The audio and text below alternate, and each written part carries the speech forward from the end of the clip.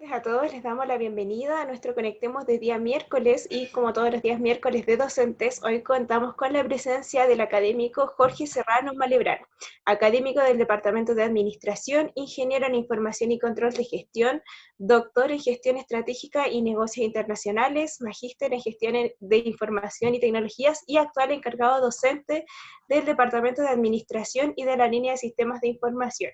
Profesor Jorge, le damos la bienvenida. Hola Mary, ¿qué tal? Bien, gracias. ¿Cómo se encuentra? Muy bien, contento de estar aquí. Bueno, muchas gracias desde ya por su participación y en verdad queremos conocer varios aspectos relevantes de su vida universitaria, trayectoria profesional y su actual desempeño en las PASEA. Para comenzar, sabemos que usted estudió Ingeniería en Información y Control de Gestión. Primero, saber cómo conoció la carrera y sabemos también que fue parte de la primera generación. Así es, claro, soy de la generación que salimos del colegio el año 2007, entramos a la universidad el 2008. Eh, fue un... ¿Cómo me enteré? A ver, en esa época había un director de carreras, que el profesor Nelson Fernández, que se dio el trabajo de visitar muchos colegios en la región y en varias regiones en general. Yo estudié en Calama, en el Instituto Obispo Silva Lezaeta, y ahí tuve la oportunidad de conocer a Nelson en ese tiempo. Eh, él iba con esta propuesta, esta nueva carrera de ingeniería en sistemas de información empresarial y control de gestión. Ahí hizo una charla, presentó todas las carreras de la facultad, contador auditor, ingeniería comercial, y llamaba la atención esta nueva propuesta. También llamaba la atención de que estábamos hablando de otra época, pre-internet tan masivo y explosión como lo tenemos hoy día, donde era tal vez un poco más limitado encontrar información sobre carreras, y esto se estaba dictando en la Universidad de Tarapacá en esa época también, y en la Universidad de Chile. Entonces era así como algo que se estaba generando como una tendencia, las personas que estaban interesadas en carreras de negocio tenían una oportunidad más, eh, y en el fondo así me enteré. Yo estaba buscando en esa época, ya había decidido que mi perfil era carreras de negocio, no tenía mucha idea dónde ni cómo, pero creo que en esa charla logré el convencimiento de que quería venir a Antofagasta y que quería estudiar en la Católica del Norte. ¿Y qué es lo que más le llamó la atención o lo hizo decidirse por ICG y quizás no ingeniería comercial? Eh, Primero el mito, el mito este de ingeniería comercial, que hasta el día de hoy existe y que es totalmente falso, pero siempre ha existido, de que hay mucho y que el mercado está saturado, o sea que no es así, no podemos decir eso ni para ingeniería comercial ni para contador auditor. Son carreras que tienen mucho mercado y que tienen tasas de empleabilidad muy altas, pero ante el mito y una carrera nueva fue algo interesante. Segundo, los tópicos que trataba. Como te decía, yo decidí esta carrera en una época distinta, en una época donde la masividad de la tecnología no era como la que tenemos hoy día. Estamos hablando de que creo que ese año salió el primer iPhone. O sea, eh, era otro Chile, otro mundo.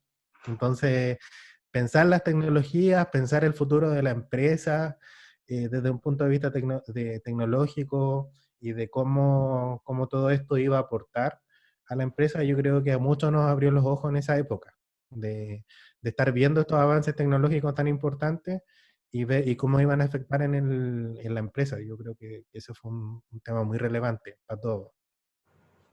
Y como usted lo menciona, estos cambios, estos avances tecnológicos durante sus estudios, ¿la carrera le entregó las herramientas con respecto a la tecnología?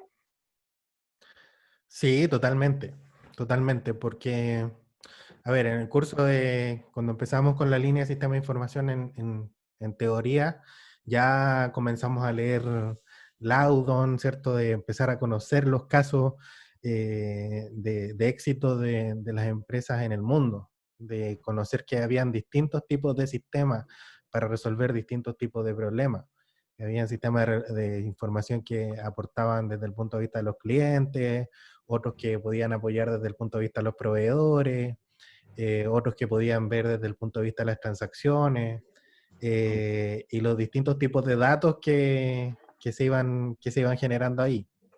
Eh, y también ese curso nos dejó mucho, yo creo, desde el punto de vista con la profesora Aurora Sánchez, de ver la empresa como un sistema. O sea, más allá de que las empresas utilizan sistemas de información, las empresas propiamente tal son un sistema, son entes sinérgicos y que hay interrelaciones entre sus partes y que los problemas son complejos de resolver. Entonces, eso nos ayudó mucho. Luego en la parte de procesos también, o sea, entender cómo se construye un sistema por dentro, cómo se estructura un proceso, las distintas nomenclaturas que hay para confeccionar los casos de uso, los diagramas de clase. Eso nos aportó mucho en una primera visión de cómo generar un sistema y cómo este sistema finalmente está destinado a ser un usuario y que uno nunca tiene que perder de vista el usuario final. Que creo que es uno de los grandes beneficios que tiene esta carrera, es que nunca pierde de vista el usuario. O sea, si programamos, desarrollamos, siempre lo pensamos pensando en alguien, quién lo va a usar finalmente. Y luego la programación también. O sea, tuvimos ahí con el profesor Patricio Ramírez un sufrido curso de herramientas de programación en Python. Yo creo que nadie puede decir que no ha sido sufrido, pero sí, para todos en esa época fue duro aprender a programar en Python, algo totalmente nuevo. Con también, estamos hablando de hace varios años, con la precariedad que existía en ese tiempo, se decía que Python iba a ser el lenguaje del futuro. Hoy día lo vemos muchos años después y lo fue. Lo fue, hoy día hay manuales de Python en todos lados, videos de YouTube en todos lados, y en esa época Python era una cosa que estaba ahí emergiendo. Entonces, eso también fue divertido, fue muy, muy lindo. También después luego ver el tema de las bases de datos, nos sirvió mucho para poder relacionar todos estos conceptos de sistema de información, de dónde se van a guardar los datos, los temas de seguridad. Luego ver en el curso de redes también cómo esto se conecta a la red, los servidores, cómo esto va configurando un sistema en su globalidad. Entonces yo creo que sí, que nos entregó personalmente a mí todas las herramientas necesarias, que puedo conversar con un informático de distintos temas, que podemos desarrollar a un nivel bastante bueno y que podemos aportar en reuniones de desarrollo también desde distintos puntos de vista. Y sobre todo, siempre nunca perdiendo de vista el negocio, porque esta relación que tiene el sistema de información con el negocio, con entender para qué, para medir algo, para evaluar ciertos cumplimientos de KPI, de indicadores, de objetivos, siempre eso va por sobre el sistema. O sea, las dos cosas van muy alineadas, pero siempre tenemos que tener en vista las dos. Profesor, y sabemos que usted durante su época universitaria también fue parte de ayudantías y parte del CEAR.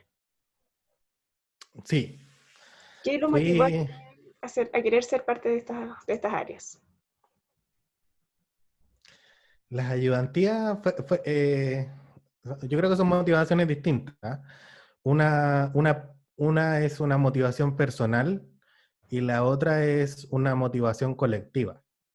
Las ayudantías eran una motivación netamente personal. En aquella época, yo creo que hasta el día de hoy sigue siendo, pero era como, eh, había mucha competencia por desarrollar ayudantías. Y los ayudantes éramos vistos, o yo como en ese tiempo como estudiante, siempre veía al ayudante como en un nivel superior. Es el ayudante, o sea, es una persona que sabe mucho, que nos puede aportar mucho. O sea, una persona muy respetada en mi época era el ayudante. Por lo tanto, hacía que existiera mucha competencia por querer ser. y de hecho eso se demostraba en las postulaciones a las ayudantías de los cursos más grandes y con ciertos profesores, había que luchar ahí para conseguir el cupo. Esa era una motivación súper personal. Yo fui ayudante de varios profesores, pero de las ayudantías que más recuerdo fue haber sido ayudante del profesor Marcelo Lofín en Introducción a la Economía, y luego, claro, haber hecho ayudantías de los cursos de Sistema de Información con Mauricio Miranda y con la profesora Aurora Sánchez. Ahí creo que también aprendimos mucho el grupo de ayudantes que había tanto en ese tiempo en la parte de economía y en la parte de sistema de información. ¿No? Yo aprendí por los dos lados. Y luego ya en algún momento decidí eh, que no iba a ser economista, de que no, yo no iba por el lado de la economía, y me decidí enfocar casi de 100% en los cursos del área de sistema. Modelamiento de procesos, sistema de información, y base de datos también hice alguna de ayudantía. Y la otra motivación era la colectiva, que como tú mencionabas, era el centro de alumnos. Ahí nosotros, como fuimos la primera generación, siempre cuando los estudiantes hoy día entran a la universidad, son recibidos por los centros de alumnos. Tienen un importante rol ahí. Y cuando nosotros entramos, por razones obvias, no había centro de alumnos.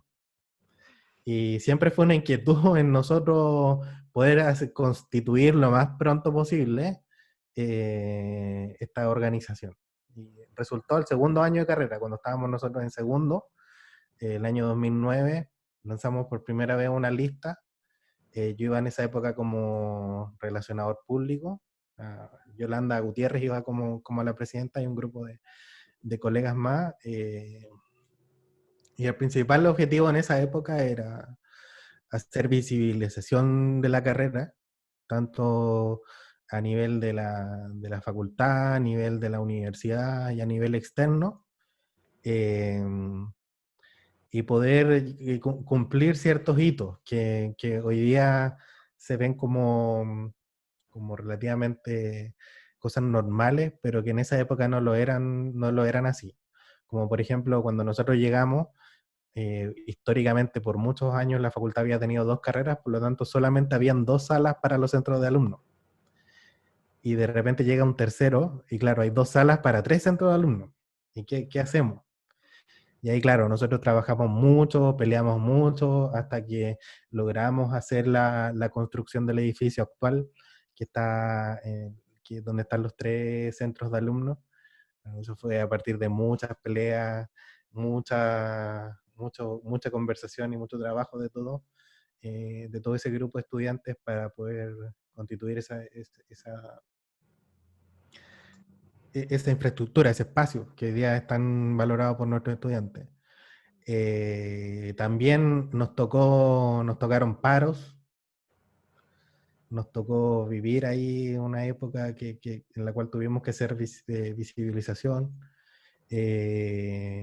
y trabajar en conjunto con la facultad para poder hacer, siempre nuestra meta era que la carrera se estableciera como con las mismas condiciones que tenían las otras carreras en la facultad, que eran muy antiguas y muy tradicionales, que tenían ya por muchos años sus cosas, y nosotros queríamos nuestro espacio y nuestras cosas también. Y eso fue lo que hoy día puede parecer normal, pero cuando nosotros llegamos como primera generación no lo era.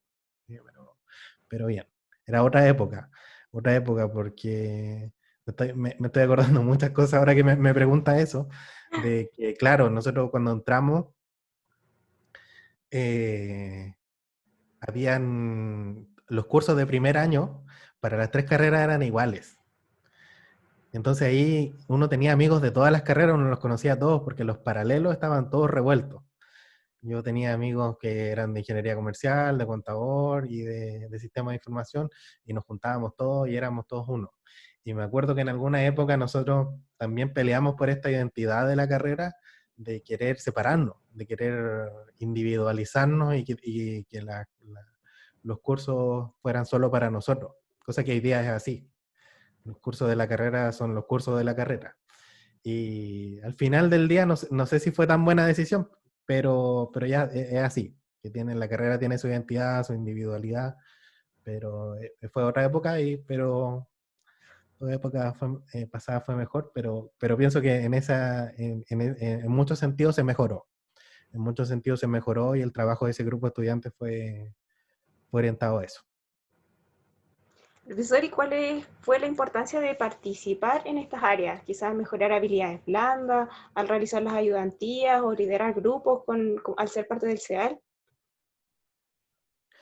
Sí, claro, totalmente. Se desarrollan habilidades eh, que uno inconscientemente va generando.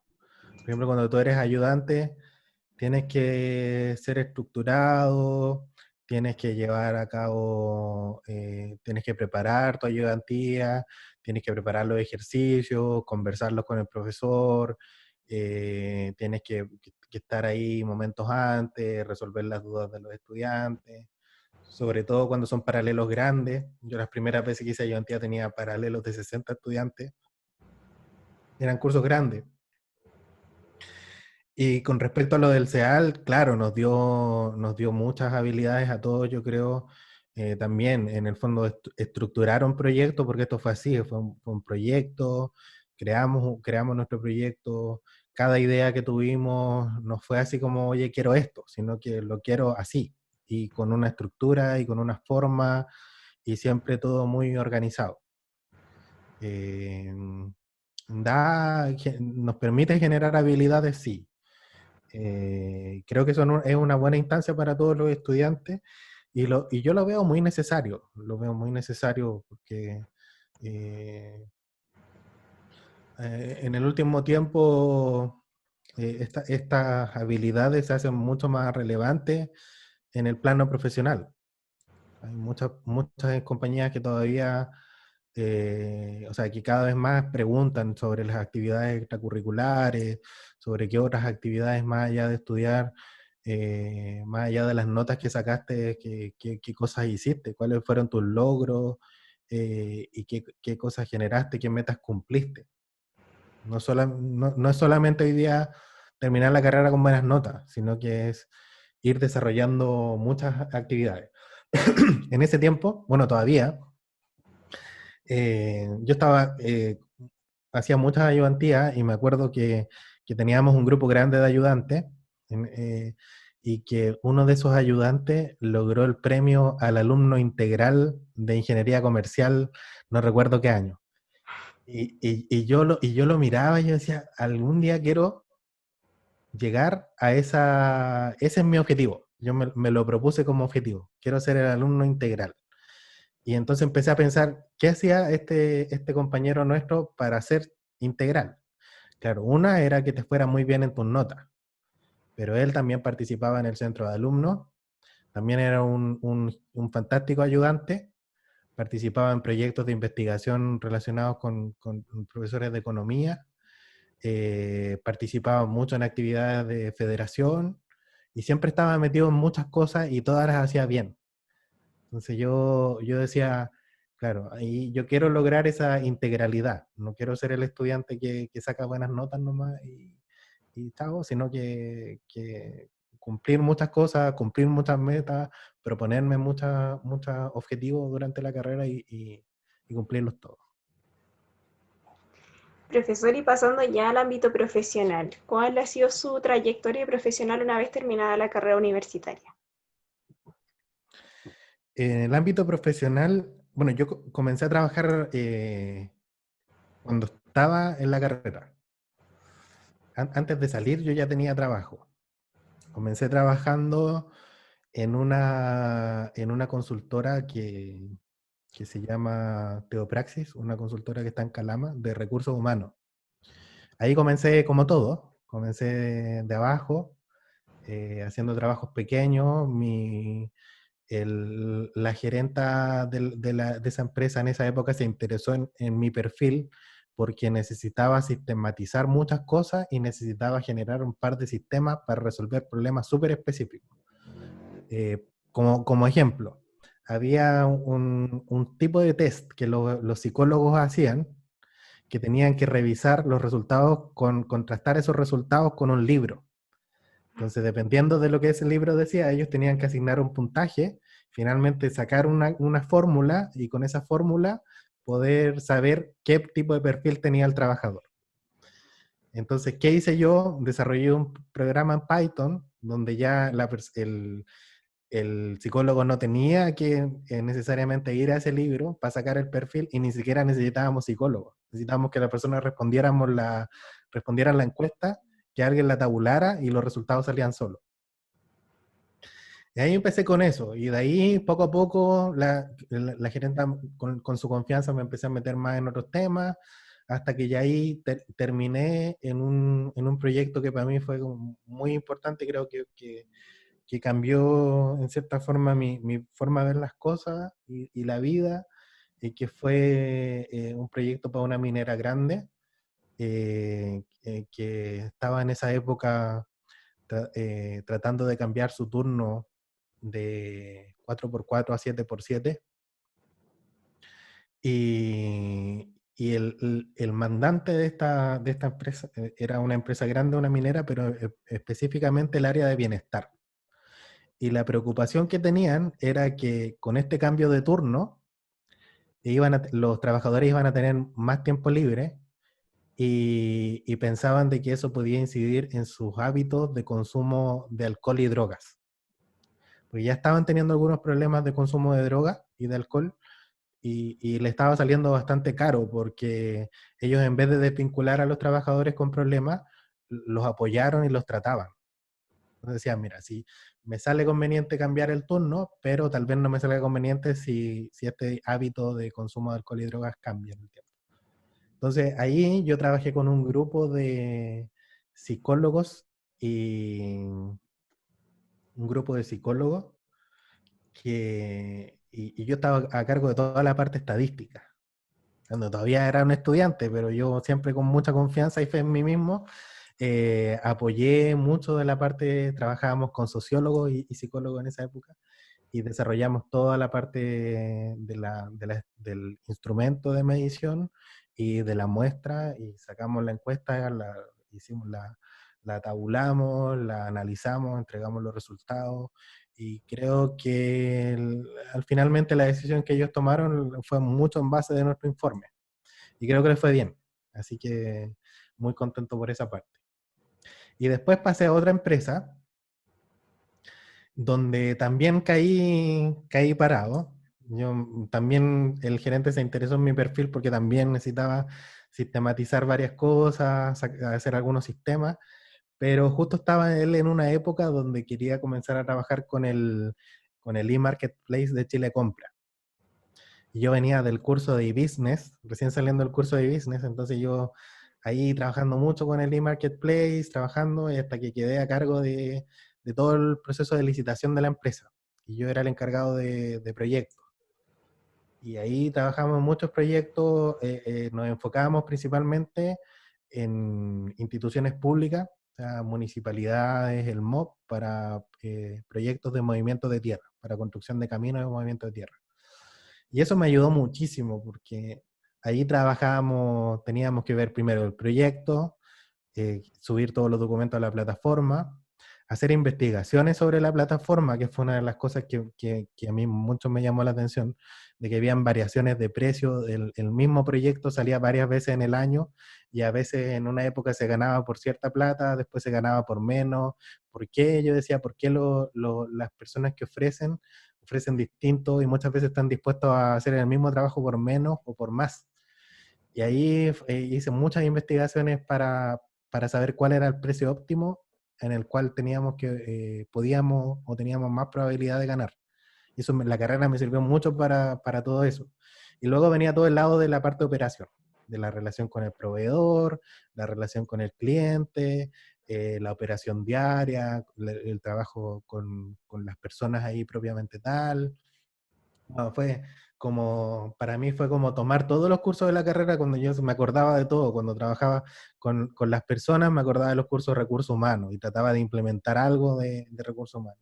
Cuando trabajaba con la plataforma era como e-business. Cuando trabajaba con temas de proveedores y clientes, o con clientes me acordaba de los temas de marketing. Cuando trabajaba con proveedores me acordaba de control de gestión. Iba así abordando todos los conceptos que aprendí en esa empresa. Y también nos fue muy bien. O sea, mi jefe en ese tiempo siempre me dio mucha confianza porque cada cosa que yo hacía, en el fondo él sentía que salía bien, pero no era porque a mí se me ocurría, sino que eran porque cosas que había aprendido en la universidad. Hay cosas que conceptos o trabajos que había hecho, fue como, ya sé la solución de esto, ya lo vi en la universidad, lo aprendí ahí, y ahora es el momento de aplicarlo en la realidad, y mágicamente funcionaba todo. Así que eso fue muy interesante para mí. Profesor, Y, ujú. ¿y cómo fue el dar a conocer la carrera a sus empleadores? Es difícil porque en esa época, mucho más que hoy, porque éramos la primera generación que iba saliendo. Yo te contaba, yo empecé a trabajar antes de siquiera salir. Entonces era cómo vender esto, cómo vender esto. Hice algunas postulaciones. Uno de los trabajos lo logré por postulación, y el otro fue una persona que tuve la oportunidad de conocer por la vida, y contándole lo que estaba estudiando me dijo, vente a trabajar conmigo, es lo que necesito. Pero siempre ellos se enfocaron mucho más en el tema de, tengo un problema serio de información específico que quiero que tú me ayudes a resolver. Y luego con el tiempo se daban cuenta de que tú eras mucho más que un resolvedor de problemas de información, sino que podías aportar desde distintos ámbitos, desde distintos procesos, y además esto que conversábamos recién previamente de las relaciones que uno genera como haciendo ayudantía o en el centro de alumnos, te da mucha confianza, te da mucha de poder sentarte. Yo me senté frente a gerentes de mineras grandes y sin miedo, y a poder hacer una presentación sin temor, a poder explicar y tener mucha seguridad de lo que estaba haciendo. Eso es como un cúmulo de cosas que te va dejando, pero fue complejo. Yo creo que hasta el día de hoy sigue siéndolo, pero cada vez menos, porque ya tenemos muchos profesionales que están en el mercado, y cada vez ya nos conocen más y están pidiendo este perfil específico. Pero sí, generalmente uno se va haciendo el trabajo, como todo en la vida, demostrando lo que es capaz de hacer. Por eso yo veo la importancia de lo que conversábamos antes, antes de salir al mercado, haber planeado objetivos y haberlos logrado. Porque eso ya te permite, cuando tú llegas ahí, decir, ya, bueno, ¿qué voy a hacer en este trabajo? ¿Qué voy a lograr? ¿Dónde puedo aportar? ¿Qué cosas puedo ofrecer? Y eso es muy, muy valioso. Profesor, y continuando con su trayectoria, ¿cómo llega a la FASEA y actualmente qué ramos imparte? Ya. ¿Cómo llegué a la FASEA? Llegué el año 2013. Yo estaba terminando de estudiar el magíster. Siempre he sido bueno para hacer muchas cosas a la vez. Entonces estaba estudiando el magíster, estaba trabajando, estaba haciendo algunas cosas pequeñas aquí en la universidad también. Estaba trabajando con la profesora Aurora Sánchez en el CICTE, en el Centro de Investigación de Tecnologías para la Empresa. Y ahí estaba dando vueltas, haciendo hartas cositas. eh, y se me dio la oportunidad. Los profesores en esa época confiaron en mí, me preguntaron si quería hacer unos cursos como profesor hora el primer semestre del 2013, y acepté. O sea, siempre me han gustado los desafíos, entonces lo tomé. Y sí, fue un cambio. O sea, ya pasar de ser el ayudante a ser el profesor es un cambio, es mucha más responsabilidad sobre tu hombro, es mucho más sobre lo que tienes que esforzarte para dar cumplimiento a un programa. Antes yo apoyaba haciendo ejercicios nomás, y ahora no tienes que hacer el programa completo. Pero por suerte, eh, la facultad y el departamento de administración siempre he tenido esto de que a los profesores que son nuevos se les hace un acompañamiento. En ese sentido, yo tuve un profesor que estuvo siempre al lado mío, incluso me acompañaba a muchas clases para guiarme, orientarme, decirme, mira, esto lo estás haciendo bien, esto lo puedes cambiar, para ver las guías que estaba utilizando, los libros, los capítulos, la estructura de los cursos. Las pruebas también me sirvió mucho trabajar con los profesores para entender cómo desarrollar una buena prueba, cómo generar buen contenido, las presentaciones y todo eso. Así que ese año llegué el 2013, primer semestre, hice un curso para la facultad, que fue modelamiento de procesos y sistemas, no, modelamiento de procesos para información y control de gestión, y hice un curso de servicio, que es un curso para ingeniería metalúrgica, que es un curso de administración general. Y fue bueno porque en el curso de administración tenía dos paralelos, tenía 120 estudiantes en total, y el otro curso, el de la carrera, era más pequeñito, entonces tenía más tiempo para dedicarme. Tenía como 20 o 25 estudiantes. Y fue una buena experiencia trabajar con dos carreras tan distintas, una que las carreras de la facultad que ya estaban como en este ámbito, como tú podías utilizar conceptos comunes, como conceptos empresariales, y luego ibas a la clase de metalurgia, y claro, era el curso de administración que tenían. Entonces ahí me daba cuenta yo que no podía llegar y hablar así como así, sino que a cada concepto había que ponerle un énfasis, que había que explicarlo de otra manera, que había que ser más calmo en la forma en la cual se enseñaba. Y eso también me ayudó mucho, poder tener un curso con no especialistas, porque me ayudó también a tener más paciencia, a entender cómo los estudiantes aprenden, de cómo desarrollar las evaluaciones y todo eso. Fue para mí, o sea, yo valoro todo lo que me pasa como experiencia, y esas fueron experiencias geniales. Esa primera vez, ese primer semestre que hice cursos, fue genial, genial. Aprendí mucho y me fue bien, me valoraron bien los estudiantes, así que contento, muy contento de esa época. Y al semestre siguiente, don Fernando Álvarez en esa época era el decano, y la profesora Aurora Sánchez era la directora de departamento. Me llamaron para tomar el desafío de hacerme cargo de la carrera de Sistema de Información y Control de Gestión. Y decidí tomarlo, había mucho que hacer, mucho que hacer. Ese año, recuerdo, se hizo el congreso, el segundo Congreso Nacional de Información y Control de Gestión. Se hizo aquí, lo hicimos nosotros con un grupo de estudiantes con el que trabajamos. Y de ahí fuimos creciendo. O sea, ahí mi dedicación durante los siguientes 3 años fue la carrera.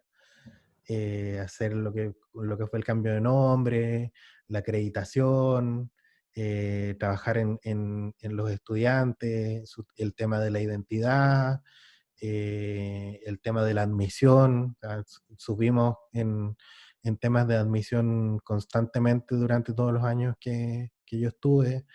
Eh, y eso fue mi principal dedicación durante esos 3 años. Y además seguir haciendo clases, pero el 50-60% de mi tiempo era la carrera.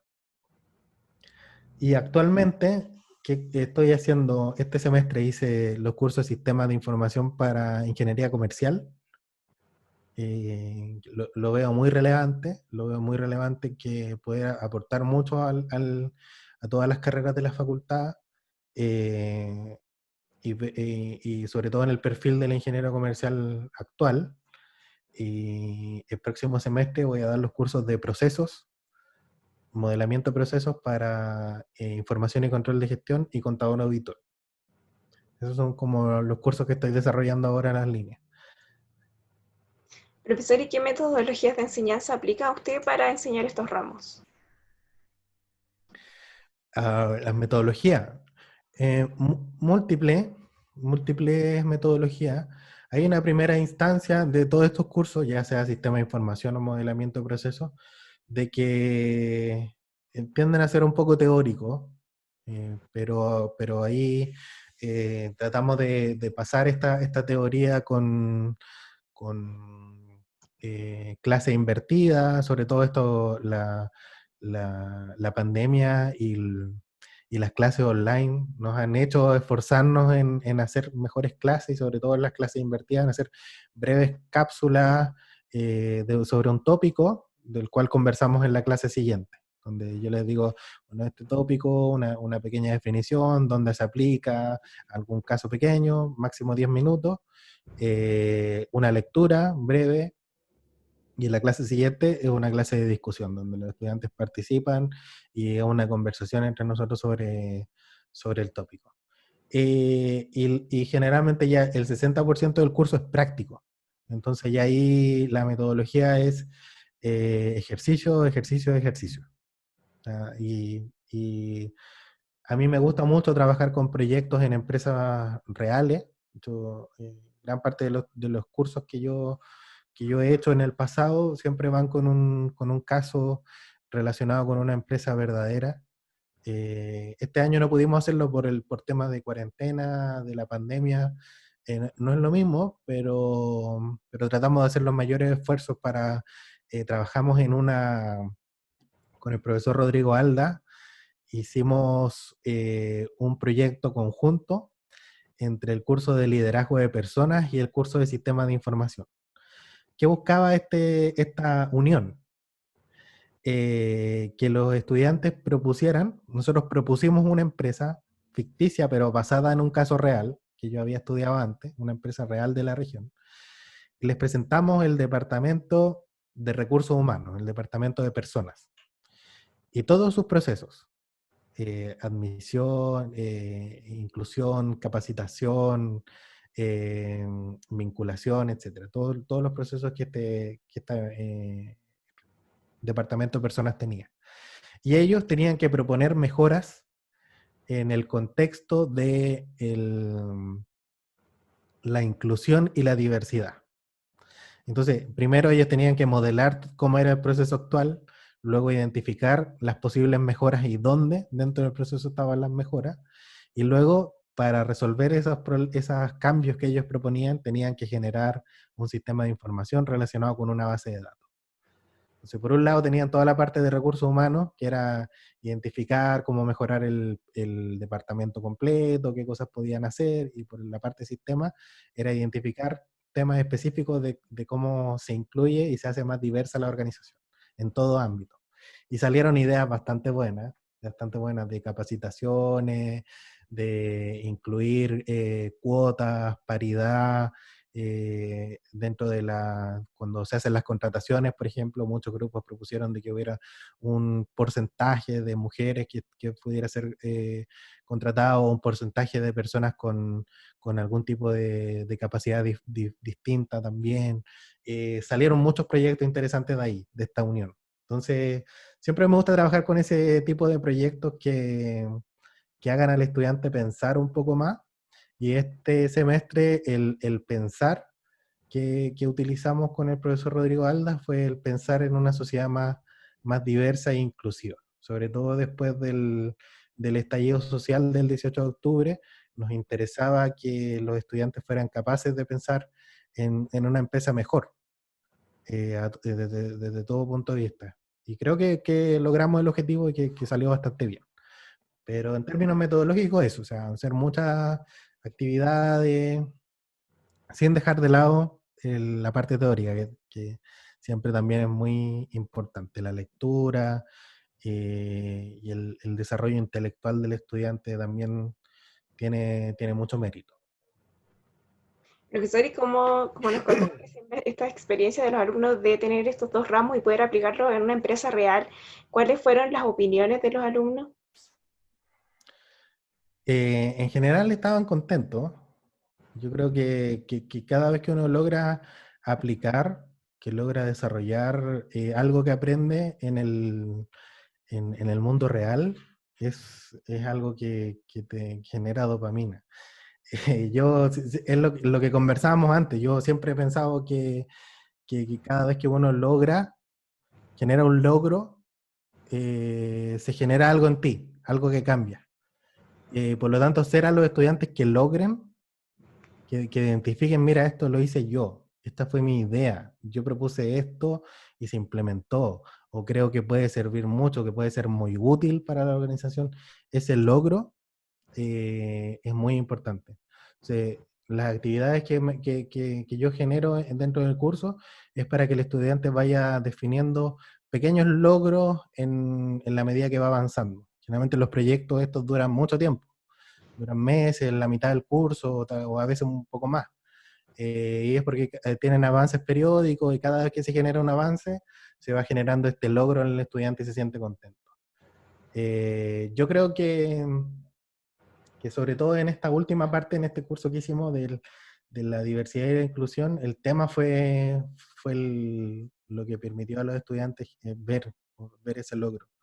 Yo espero que haya sido así, creo que sí. Creo que sí, que todos terminaron muy contentos después de haber finalizado. Profesor, y también como lo mencionaba, el saber adecuar las nuevas tecnologías a la contingencia actual. ¿Cómo ha sido este proceso con los alumnos de entender que las tecnologías se van a proyectar de aquí al futuro? Es decir, eh, ya no es un tema del pasado, sino que simplemente va a ir evolucionando. Es es un desafío porque esto está pasando a todo nivel. De repente nosotros trabajamos en la línea de sistema de información del Departamento de Administración y, y tratamos de verlo por muchos ámbitos. Por ejemplo, la profesora Aurora Sánchez trabaja en las ciudades inteligentes, que tiene que ver con cómo las ciudades adoptan ciertos tipos de tecnología para hacerle la vida mucho más fácil a las personas. En general, nosotros vivimos en ciudades muy poco inteligentes en comparación a los países desarrollados. Tenemos mucha información sobre nuestro sistema de transporte, no podemos hacer muchos procesos o trámites en las páginas web de nuestra municipalidad en general. Y hoy día nos damos cuenta con esto de la contingencia del COVID-19, de que las grandes colas que existen en los diferentes servicios, ya sea una ISAPRE, en FONASA, en la municipalidad, en el banco, en cualquier lugar donde tú encuentres una cola, es porque no está lo suficientemente digitalizado. Porque alguien tiene que ir a hacer un trámite físicamente. Entonces, eso es algo interesante. Por otro lado, está la digitalización de la empresa, del desarrollo de las tecnologías para que ellos puedan mejorar una mejor operación, un mejor funcionamiento dentro de la empresa. Y luego, yo diría que una tercera arista que me interesa particularmente es la digitalización de las comunicaciones. Y algo en lo que he estado trabajando mucho, de hecho ahí está orientada mi tesis doctoral, es el desarrollo del comercio electrónico y el desarrollo de las estrategias comunicacionales y estrategias de venta a través de redes sociales. Eso es hoy día muy importante y es algo que tenemos que estar viendo. Yo tuve la oportunidad cuando estaba haciendo el doctorado, vivía y estudiaba con muchos chinos. Y realmente me llamaba la atención lo lejos que estamos del desarrollo tecnológico de China en términos de las cosas que ellos hacen con el teléfono. Para ellos tienen aplicaciones que tú puedes, que son un banco, que son un comercio electrónico, que son un WhatsApp, un Instagram y que son un servicio público a la vez. Entonces, ellos pueden hacer todo en una sola aplicación. Y eso a mí me parecía genial, que tú puedas, cosas que aquí estamos viendo hace poco, que puedas transferir plata con un código QR. Allá en China eso era hace 4 años ya era totalmente normal que pudiera transferir plata con un código QR y que no estuviera restringido a un banco, sino que lo pudiera hacer cualquier persona que tenga un teléfono puede transferir plata con un código QR. Y así, eso me he dedicado creo que mi meta de este año ha sido, en cierta medida, tratar de evangelizar en muchos lugares sobre este cambio tecnológico que está pasando en distintas áreas, eh, ya sea en charlas, en los cursos de pregrado, que también lo estamos haciendo, estamos trabajando con el minor de emprendimiento de Euskadi también en estos mismos temas. Estamos trabajando con varias organizaciones de emprendedores sobre el tema de la digitalización y de la importancia y la relevancia de llevar a cabo esta transformación que los usuarios están demandando. Profesor, y pasando a la actualidad, sabemos que usted está realizando en doctorado en Sevilla y como recién mencionó, si nos puede contar un poco de su investigación. Sí, mi investigación trata sobre los anuncios comprables. ¿Qué son los anuncios comprables? Son cuando tú estás en una red social, estás ahí en el flow, estás haciendo un scroll, ya sea en las historias, en el Instagram o viendo fotos, y de repente te aparece un producto. Y ese producto, tú le puedes hacer un clic y en vez de sacarte de Instagram y llevarte a otro lugar, tú puedes hacer la compra en ese mismo lugar. Entonces, mi objetivo de investigación es determinar, primero, evaluar el comportamiento. Y segundo, de los que son compradores de productos en línea, qué tipo de perfiles existen. No, no todos tenemos el mismo perfil. Hay algunos que asumimos más riesgo a la hora de comprar a través de Internet, hay otros que están menos dispuestos a asumir riesgo, hay algunos que les gusta, otros que no, hay algunos que lo encuentran un poco, que tienen problemas con la privacidad, como por ejemplo cuando tú dices, hoy me compraría unos zapatos de tal marca, y de repente abres tu Instagram y te aparece una publicidad de los zapatos de la marca que estabas hablando. Y dices, ay, el teléfono me está escuchando. Claro, hay personas que se sienten muy preocupadas por su privacidad. Y una de las cosas que indica mi estudio, que está ahí ya hay una publicación sobre eso, es que en general a los chilenos nos importa muy poco nuestra privacidad de datos, en comparación a los europeos. Y eso tiene una lógica muy cierta, de que en Europa existe la GDPR, que es la Ley General de Protección de Datos. Allá a nadie se le ocurriría nunca en un supermercado preguntarte tu root. O para hacerte socio de algo, preguntarte tu teléfono o tu correo electrónico. O sea, si te lo preguntan, tienes que firmar un conocimiento informado. ¿Vale? Es decir, la empresa te dice, yo voy a utilizar tus datos para esto. Y tú puedes estar de acuerdo o no de acuerdo, y nadie te puede negar comprar algo o participar en una empresa si tú no estás dispuesto a que tus datos se compartan. Mientras que aquí sucede. Ujú.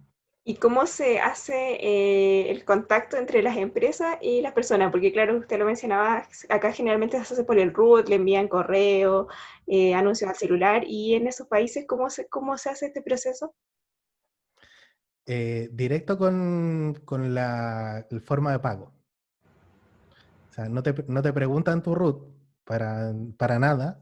Tú pagas, o sea, ellos saben que eres tú el que está comprando porque utilizaste un medio de pago. ¿Sí? Allí sigue siendo muy común utilizar tarjetas de casas comerciales, por ejemplo, como lo que pasa aquí tú tienes la misma tarjeta para comprar en una gran tienda y luego esa misma tarjeta la puedes ocupar en un supermercado y también la puedes ocupar en una farmacia. Eh, Sucede mucho eso allá, pero no te preguntan tu root o no te preguntan, y si te lo preguntan una vez y te lo tienen que preguntar siempre con un conocimiento informado. Dice, sí, yo entrego mis datos, pero yo entiendo que con mis datos se va a hacer solo esto.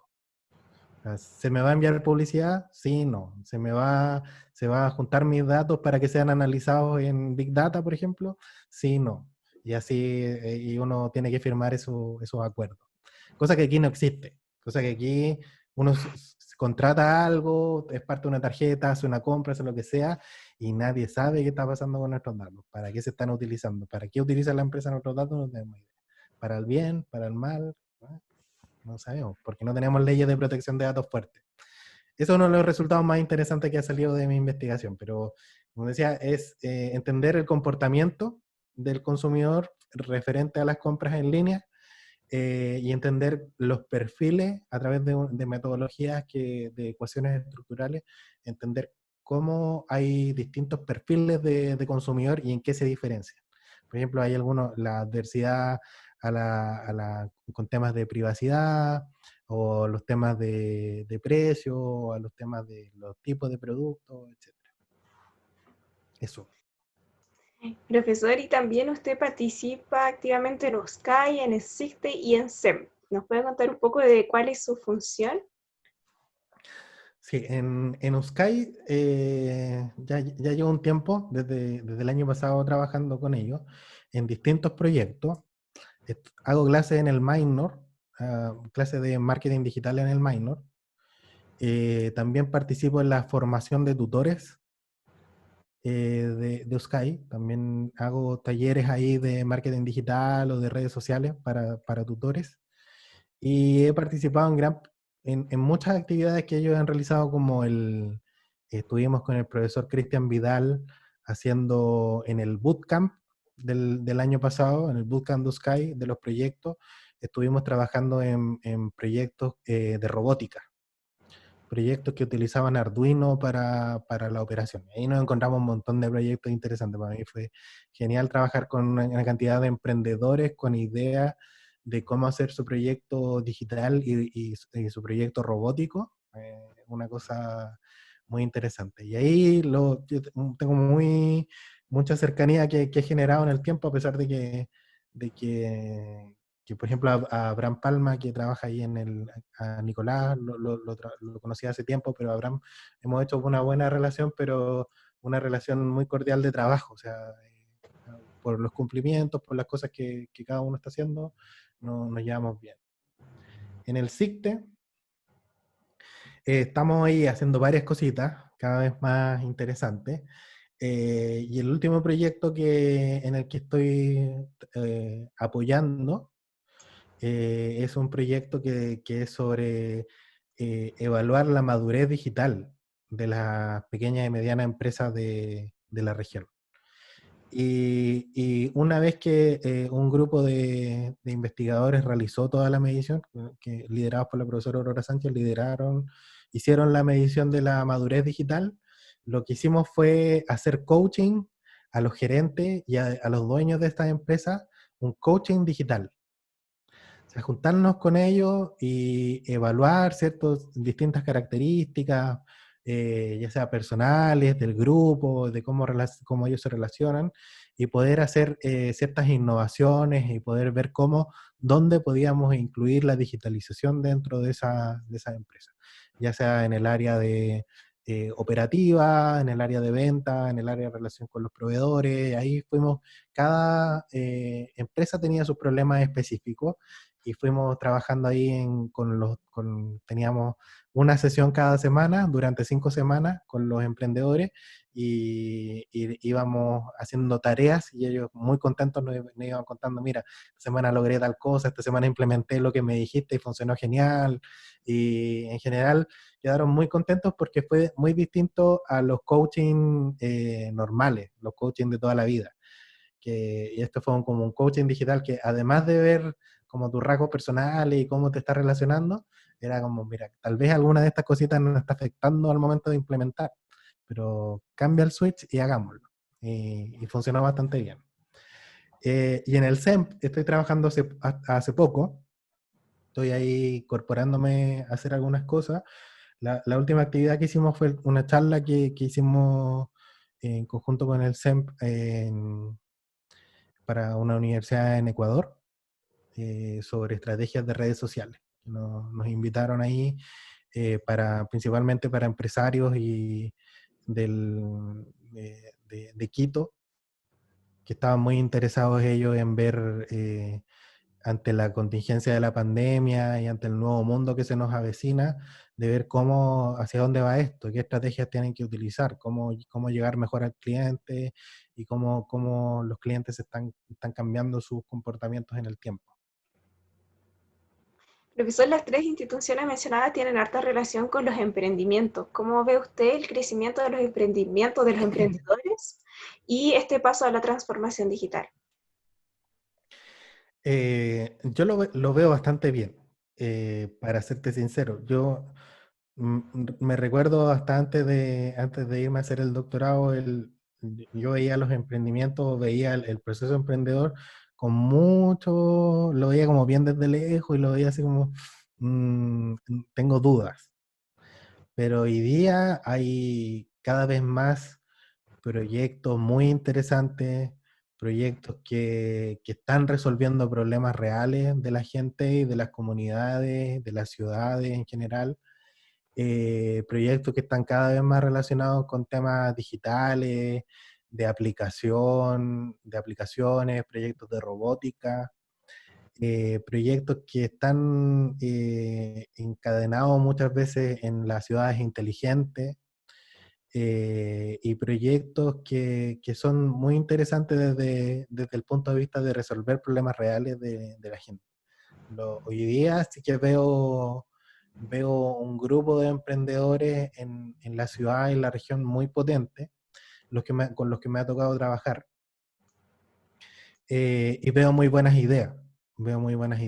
En el fondo, esto que pensaba yo antes del emprendimiento, que muchas veces un emprendedor, yo no soy experto en emprendimiento, no soy experto en emprendimiento, pero me gustan las ideas de la gente. Pero muchas veces yo decía, sí, como esta persona se considera un emprendedor, pero está haciendo lo que otras 10 empresas están haciendo. Entonces hoy día veo personas que son emprendedores, pero que están haciendo cosas que nadie más está haciendo. Cosas que son muy innovadoras, que son muy eh, eh, geniales, porque son genialidades, porque tú dices, voy a aplicar una tecnología, voy a aplicar esto, voy a medir a través de sensores para poder a través de una aplicación entregar información en tiempo real. Es como digo, ya, aquí sí, esto es lo que me gusta, aquí quiero aportar. Ese tipo de emprendimientos me ha abierto la mente de poder generar aportes reales, más que aportes marginales. Profesor, y en este sentido, ¿usted ha visto casos de alumnos de nuestra facultad que hayan ejecutado sus emprendimientos? Sí, claro, bastante. Por ejemplo, la Pauli Pardo con Made with Love, que ya está hoy día con su fábrica, que lo está haciendo bastante bien. Si yo a veces converso con ella de cómo van las cosas. Bien. Echo Shower también, varios de los que estaban en el proyecto de Echo Shower fueron mis estudiantes de sistema de información, así que bien, genial con ellos. Y hay mucha gente hoy día que está ahí en un proceso más incipiente, que tal vez no son tan grandes como estos que te mencioné, o no tan relevantes, pero están ahí dando sus primeros pasos, haciendo sus cosas, generando estrategias para poder crecer. Eh, pero bien, si se me fue alguien, le pido mil disculpas, pero que son varios, es mucha gente que te podría mencionar proyectos de todo tipo, y que están con ideas innovadoras, ideas claras. Pero sí, hay muchos estudiantes que me siento orgulloso de haber sido parte de su formación en las cosas que están haciendo. Eso de poder cambiar el mundo, de poder hacer las cosas distintos, de poder llegar al corazón de alguien con alguna cosa. Me gusta que lo estén haciendo. Profesor, y ya para ir finalizando un poco, ¿cómo nos explicaría usted, en base a su experiencia personal y profesional, la carrera de ICG y cuál es la importancia en las empresas? A ver, el ingeniero en información y control de gestión tiene una característica fundamental que primero es el que se encarga de bajar la estrategia. ¿A qué me refiero con bajar la estrategia? Las organizaciones desarrollan sus planificaciones, sus estrategias a 5 años, a 7 años, lo que sea, y muchas veces esas estrategias y esas mediciones se quedan en una parte muy alta de la organización. Y muchas veces decimos, ya, queremos saber tal cosa, queremos evaluar tal característica, queremos medir tal cosa. Y finalmente, si tú lo ves al final del día, no se mide, no se evalúa y finalmente tú no puedes determinar los impactos de eso sobre todo lo que tú pensaste como una estrategia, eh, finalmente no lo logras obtener. Entonces ahí es donde entra el ingeniero en información y control de gestión. Él toma esta estrategia y todas estas mediciones, todos estos objetivos, estos KPIs que se querían medir, y los lleva a la operación y los lleva a la realidad. O sea, que podamos realmente hacer todas las mediciones que necesitamos, que podamos ir evaluando estas mediciones en el tiempo, que eso es lo que se denomina control, y que a partir del control, que nosotros que veamos las fluctuaciones de estos indicadores en el tiempo, podamos hacer gestión. A partir de los recursos que tenemos, podamos ir tomando decisiones para que eso se pueda cumplir. Ese es el rol fundamental del ingeniero en información y control de gestión. Para eso, tiene las herramientas que su nombre lo indica. Primero, la información, y que está asociado a los sistemas de información. Hoy día es muy difícil hacer mediciones si es que no tengo sistemas de información. Y por otro lado, si yo no tengo las mediciones adecuadas o no definí bien claro qué quería medir, qué quería saber, para poder ver si cumplí con mi objetivo a largo plazo, que es la parte de control de gestión, tampoco, o sea, va a ser un fracaso. Entonces, las herramientas que tiene este profesional le permite bajar la estrategia, lo cual es muy interesante porque te permite trabajar con distintas áreas, te permite conocer toda la realidad desde un punto de vista sistémico de la organización y te permite desarrollar un montón de herramientas y estar ahí siempre atento al control y a la gestión a partir de la información y los datos que nos entregan nuestros sistemas. Eso, si uno pudiera resumirlo en términos generales, eso es el profesional. Profesor, y sabemos que todo tiene un 50 y 50. La universidad, la facultad en específico entrega todas las herramientas y conocimientos necesarios a nuestros alumnos. ¿Qué perfil debe tener un alumno para pertenecer a nuestras carreras? ¿Qué perfil deben tener? Primero, yo pienso que deben ser personas que quieran venir a aprender, que tengan ese objetivo claro. Aquí van a aprender mucho, van a aprender todas las disciplinas eh, que nuestras carreras tienen, son muy diversas, son muy amplias. Se aprende un poco de todo. Y lo que nos hace muy íntegros y versátiles.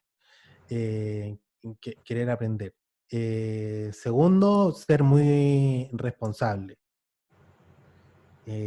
porque vamos a tener que trabajar en distintas áreas, proyectos con nuestros compañeros en la carrera, y esto no se acaba aquí. Hoy día estamos trabajando con equipos multidisciplinarios, diversos, inclusivos en todo aspecto cuando salimos al mundo laboral. Por lo tanto, esta responsabilidad que nosotros vamos a tener con nuestro grupo, con las personas que trabajamos, es muy importante también.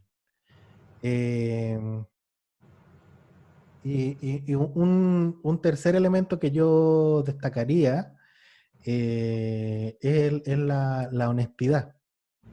Nuestras carreras, si uno mira en el tiempo, se han visto muy cuestionadas por el desempeño de algunos profesionales.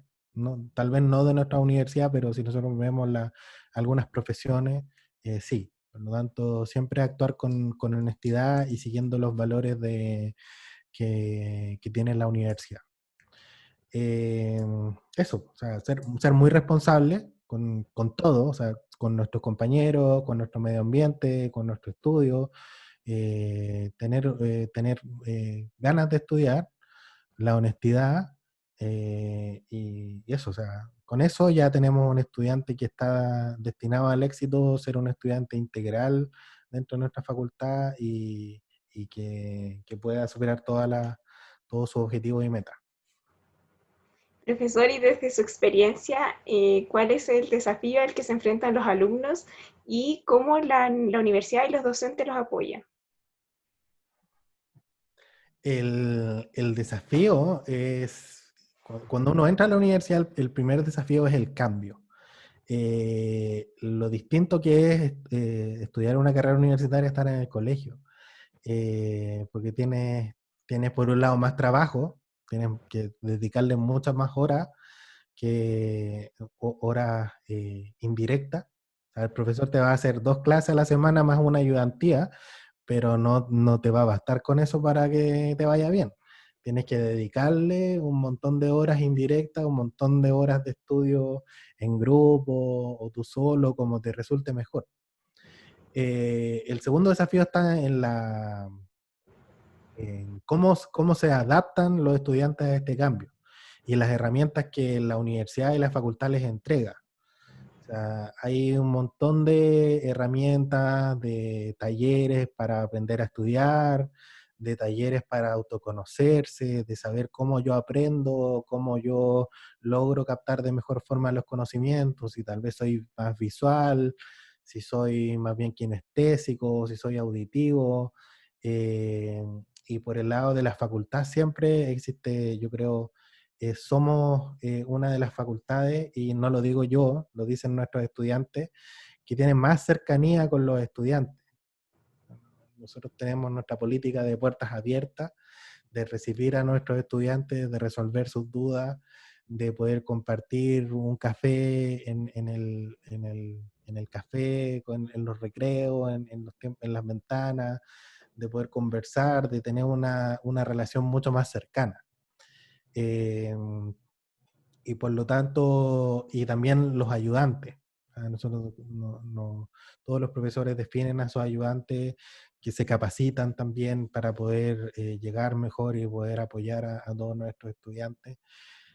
También tenemos el cuerpo de guías FASEA, que también siempre fue pensado como el apoyo no tanto en lo académico, sino que el apoyo en todo lo otro que hay dentro de la universidad. Y porque sobre todo nos pasa, yo digo nos pasa porque a mí me pasó, yo cuando llegué a vivir a Antofagasta, yo soy de Calama, y no sabía qué micro me servía para ir al centro. Y yo no tenía un guía FASEA que me ayudara a decir, oye, te sirve tal micro. O tengo que hacer un trámite en la universidad, ¿dónde se hace? O tengo que hacer tal cosa, ¿cómo lo hago? Y eso. Y el rol que cumplen los jefes de carrera, que es un rol también siempre es el apoyo del estudiante en cualquier cosa, cualquier problema que tenga, de cualquier nivel, ese es su punto de contacto y que siempre van a estar dispuestos a apoyarlo en todo. O sea, hay muchos mecanismos en los cuales nosotros apoyamos a los estudiantes en todos los desafíos, tanto en lo académico, tanto en los temas que ellos tengan que hacer con materiales, como en temas de hacer trámites, de resolver cualquier duda de ese tipo, está siempre en la disposición. Así que por ese lado, los estudiantes que estén pensando en entrar y los que están también tienen que saber que hay muchos esfuerzos detrás de todo lo que se hace. Profesor, y por último, un consejo a los futuros universitarios y a nuestros actuales alumnos de FASEA. Un consejo. Nada, yo soy un convencido de que, como lo hemos conversado ya varias veces durante este rato, de que hay que tener objetivos. Y tal vez ir desagregándolo un poco al micro objetivo, de poder sentir que todos los días logré algo. Eso yo creo que es un buen consejo que yo les podría dar. De llegar todos los días a la casa o terminar la jornada. Bueno, hoy día estamos todo el día en la casa, así que no tiene mucho sentido. Pero terminar la jornada y decir, ¿qué logré hoy día? ¿Qué hice? ¿Cuáles fueron los logros? ¿O qué tan cerca estoy de lo que quiero lograr? Quiero que me vaya bien en una prueba, quiero que me vaya bien en este curso, quiero aprender un poco más, quiero ir un poco más allá, quiero, no sé, terminar la carrera y hacer un magíster, quiero tener el trabajo que quiero, ¿qué tan cerca estoy de eso? Yo diría que como el principal consejo que yo les podría dar, eh, em, a mí una vez un colega me lo dijo, me preguntó, ¿dónde te ves tú en 5 años? Y para mí fue en esa época, cuando era estudiante, muy difícil responder. No tenía idea dónde quería estar en 5 años. Y en ese momento dije, ya, ¿dónde quiero estar? Y empecé a trabajar para eso. Lo que te decía yo, pues no sé, ver ese ayudante que se ganaba el premio, eso quiero yo. En 5 años quiero tener el premio, o quiero ese trabajo, o quiero lograr tal cosa, o me quiero una beca para irme a estudiar. Saber dónde quiero estar en 5 años es una cosa muy útil para orientar y guiar todas las actividades que hace en su vida. Bueno, profesor, damos por terminada esta actividad, esta charla. Le agradecemos por su participación y agradecemos a las personas también que nos estuvieron viendo. Nos despedimos. Chao, profesor, muchas gracias. Chao, un gusto.